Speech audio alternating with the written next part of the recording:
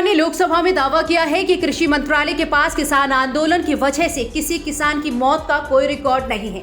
केंद्र सरकार के इस बयान पर किसान नेताओं ने नाराजगी जाहिर की है।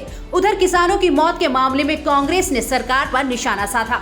कांग्रेस प्रवक्ता रणदीप सुरजेवाला ने कहा कि तोमर साहब नाकामी छुपाने के लिए इतना बड़ा झूठ, जबकि सच्चाई है कि 2020 में 10,677 किसानों ने आत्महत्या की।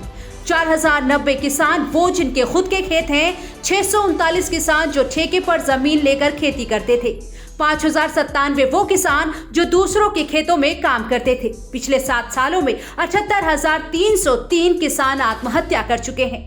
वहीं कांग्रेस नेता मनीष तिवारी ने मांग की है कि किसान आंदोलन के दौरान मारे गए किसानों के परिजनों को केंद्र सरकार को 5 करोड़ रुपए का मुआवजा देना चाहिए। साथ ही किसानों की MSP समेत अन्य मांगों को भी माना जाना चाहिए। तिवारी संसद में शून्यकाल के समय बोल रहे थे।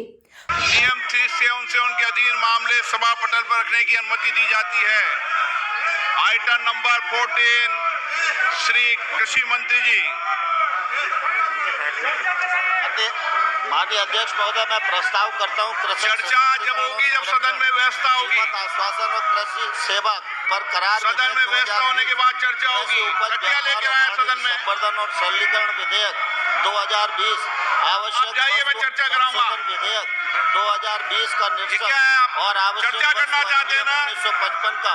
दरअसल सरकार से लोकसभा में पूछा गया था कि क्या सरकार के पास कोई डाटा है कि कितने किसानों की आंदोलन के दौरान मौत हुई और क्या सरकार आंदोलन के दौरान मारे गए किसानों के परिजनों को मुआवजा देगी।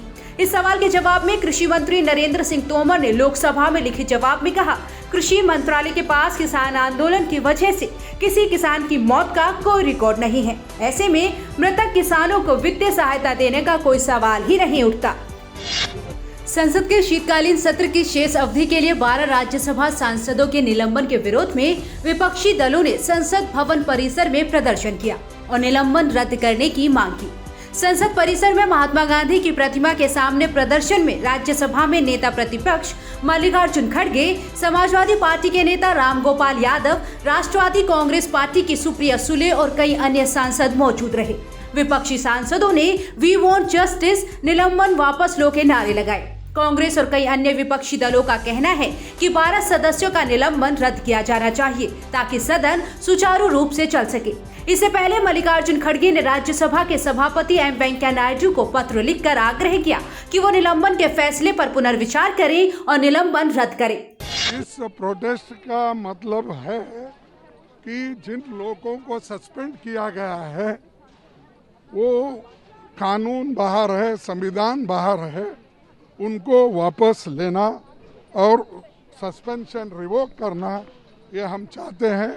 तो इसलिए ये सभी सदस्य यहाँ पर इन सॉलिडेरिटी आप जो 12 सदस्य निलंबित हुए उनके सपोर्ट में हम।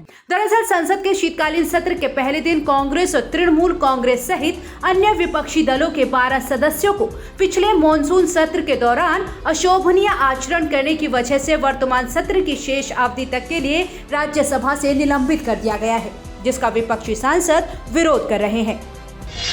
दिल्ली सरकार ने पेट्रोल की महंगाई से आम जनता को बड़ी राहत दी है। 1 दिसंबर 2021 को राज्य सरकार ने राजधानी में पेट्रोल पर वैट घटा दिया है।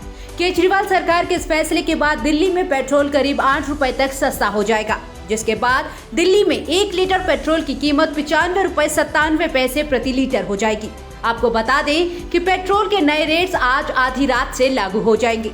राज्य सरकार ने कैबिनेट बैठक में ये फैसला लिया है। केजरीवाल ने बैठक में पेट्रोल पर लगने वाले वैट को 30% कम करके 19.40% कर दिया है। आपको बता दें कि पिछले 27 दिनों से सरकारी तेल कंपनियों ने पेट्रोल डीजल के रेट्स में कोई बदलाव नहीं किया है।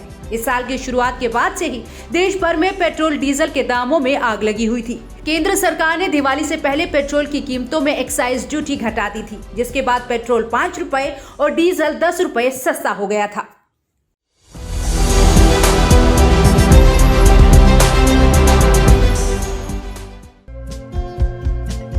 हमारे चैनल को लाइक, शेयर और सब्सक्राइब जरूर करें और नई अपडेट्स के लिए बेल आइकन दबाना ना भूलें।